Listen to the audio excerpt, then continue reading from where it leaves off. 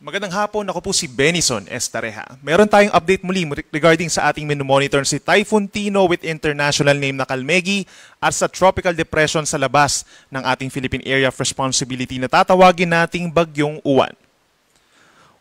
Huling namata nitong si Typhoon Tino kaninang alas 4 ng hapon, 330 kilometers east-northeast ng Kalayaan Islands dito po sa may West Philippine Sea sa Palawan. Ito ay nasa kalagitnaan ng ating karagatan at nagdadala pa rin ng mga pag-ulan at mga pabugso-bugsong hangin dito po sa lalawigan ng Palawan. Other areas pa ng ating bansa apektado ng buntot o yung trough nitong si Bagyong Tino. So expect pa rin natin ngayong hapon hanggang bukas ng madaling araw, mataas pa rin ang tsansa ng mga kalat-kalat lamang na ulan sa may Cagayan Valley or mainland Cagayan Valley, Cordillera Region, Ilocos Region, Central Luzon, Metro Manila, Calabarzon, sa natitirang bahagi rin po ng Mimaropa, Western Visayas, Negros Island Region, hanggang dito sa may Zamboanga Peninsula, Basilan at Tawi-Tawi. Mag-ingat pa rin sa paminsan-minsan mga pagulan na nagdudulot ng mga pagbaha at pagguho ng lupa.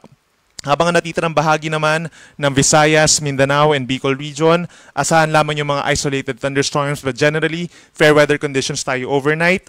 Dito sa bandang Batanes and Babuyan Islands, andyan pa rin ang epekto ng amihan or northeast monsoon. So hindi pa rin siya bumababa, nandun lamang siya sa may extreme northern Luzon na nagdadala ng makulimlim at may kalamigang panahon na may mga light to moderate rains.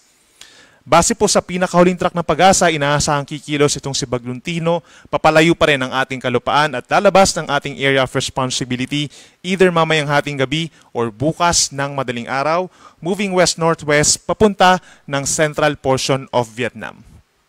Sa ngayon po nakataas pa rin ang tropical cyclone wind signal number 2 dito sa may Kalayaan Group of Islands sa mga isla po na sakop ng Pilipinas. Meron na naman tayong signal number 1 sa natitirang bahagi ng Palawan at sa lalawigan po ng Occidental Mindoro. So ibig sabihin, pabugso-bugso pa rin yung hangin na mararamdaman ng ating mga kababayan sa mga probinsyang ito sa mga susunod na oras. Meron din tayong strong to gale force gusts in the next 2 days sa ilang parte po ng Luzon. Kabilang na dyan ng Batanes by tomorrow, Babuyan Islands, Ilocos Norte, Pangasinan, Zambales, Occidental Mindoro, and Palawan.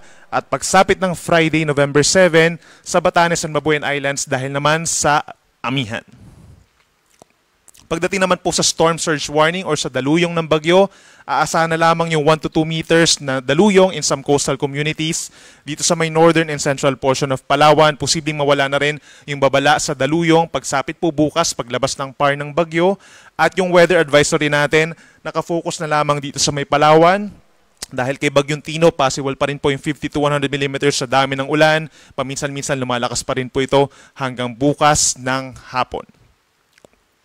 Update naman dun sa ating monitor na isa pang bagyo sa labas ng ating PAR. Ito po ay malayo pa sa ating kalupaan. Nasa south of Guam, 1,870 kilometers east of northeastern Mindanao. Taglay pa rin ng hangin na 55 kph, malapit sa gitna at may pagbugso hanggang 70 kilometers per hour at halos po hindi kumikilos dun sa kanyang kinalalagyan in the last few hours.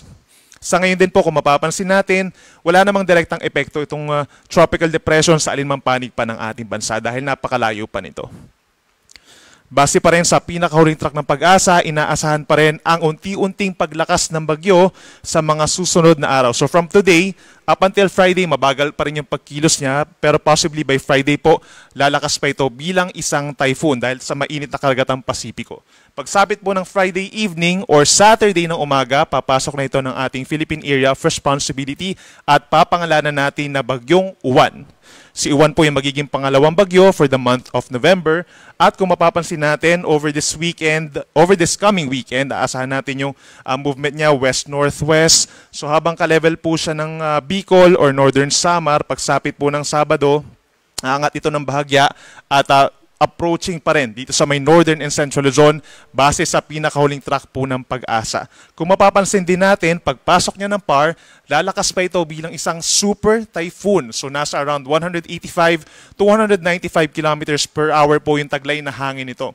Marami nagtatanong, bakit ano yung magiging epekto nitong Bagyong Uwan dun sa amihan and vice versa? Ano yung effect ng amihan dun sa bagyo? So nakikita natin, paglapit dito sa may Northern and Central Luzon, Possible po na magkaroon ng surge ng northeast monsoon or hanging amihan, posibleng ma-enhance ito. So maraming lugar dito sa may northern Luzon na magkakaroon ng mas maraming mga pag-ulan kumpara po sa normal.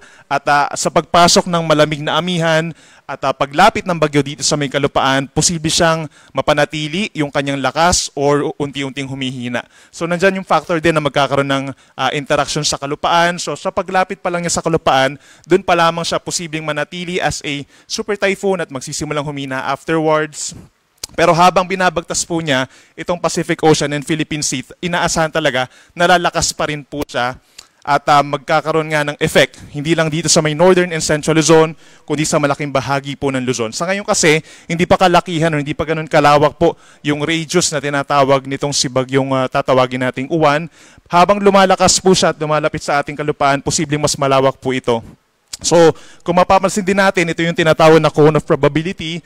Hindi po ito yung lawak po ng bagyo, no? So yung sa cone of probability, doon pa rin posibleng magkaroon yung lokasyon or doon pa rin posibleng mapunta yung lokasyon ng bagyong Uwan. So posibleng umakyat pa ito ng bahagya given this cone of probability going towards Batanes and Babuyan Islands.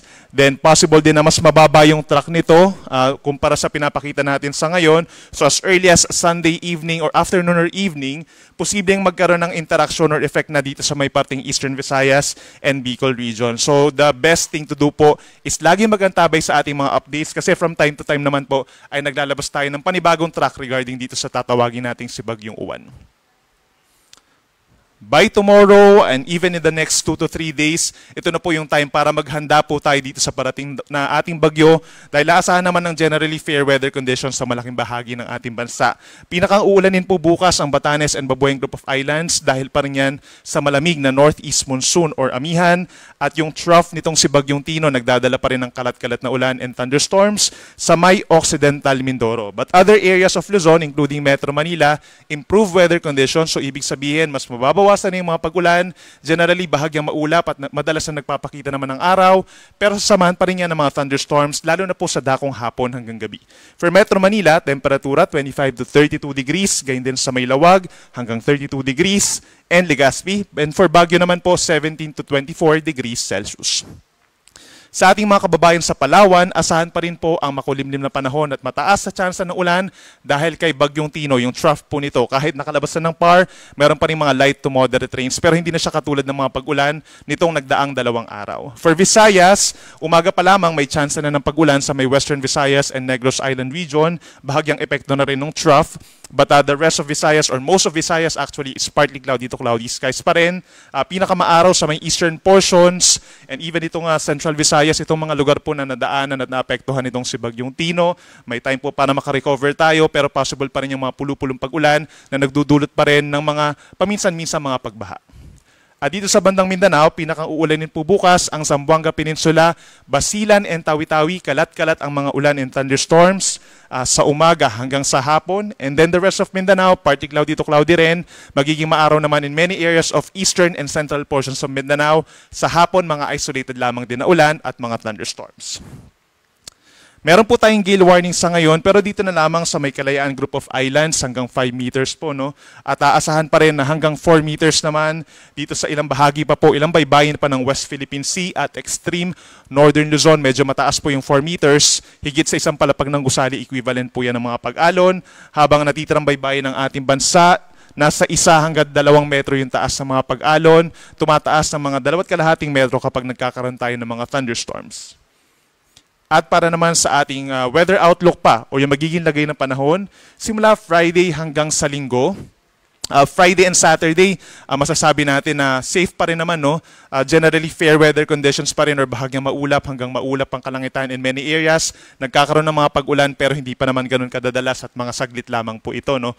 Sa Luzon, expect pa rin natin partly cloudy to cloudy skies, may kainitan sa tanghali. Pagsapit ng Linggo, ito yung time kung saan lumalapit na po itong si Bagyong Uwan, no? So yung pinakang uulanin ng mga lugar, itong Cagayan Valley, Aurora, Quezon, down to Bicol region, yung mga nasa eastern sides na pinakamalapit sa bagyo, dumadalas ang mga pag-ulan. So make sure po na mag-ingat sa mga banta ng baha at landslides. Again, Friday and Saturday is the best time po to prepare yung malalakas na hangin at ulan dulot ng paparating na Bagyong Uwan.